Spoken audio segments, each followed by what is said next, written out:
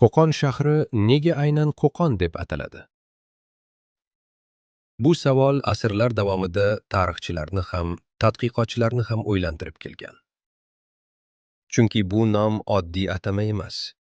U o'zida ming yillik tarixni yashiradi. Tarixiy manbalarga ko'ra, bugungi Qo'qon hududi ilk bor miloddan avvalgi 2-asrda Xitoy sayyohlari tomonidan qayd etilgan. O'sha davrlarda bu yer Buyuk Ipak yo'lining muhim nuqtalaridan biri bo'lgan. 10-asrga kelib esa arab geograflari Istahriy va Ibn Xavqal o'z asarlarida bu shaharni Havakand nomi bilan tilga oladi. Havakand so'zi qadimgi sox tilidagi ikki qismdan iborat. Havo, shamol. Kand esa shahar degan ma'noni bildiradi. Ya'ni Havakand shamollar shahri.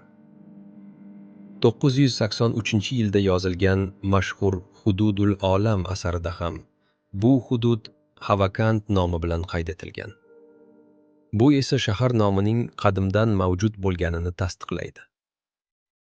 Vaqt o'tishi bilan turli xalqlar va tillar ta'sirida Havakand nomi asta-sekin o'zgarib, bugungi Qo'qon shakliga kelib qolgan. Ammo bu faqat og'zaki rivoyat bo'lib, ilmiy manbalarda asosiy e'tibor aynan qadimgi Havakand nomiga qaratiladi. Shunday qilib, Qo'qon nomi bu shunchaki atama emas, balki asrlar davomida shakllangan tarixiy o'zgarishlarning natijasidir. Bugungi kunda esa u boy tarix va madaniyat timsoli sifatida yashab kelmoqda.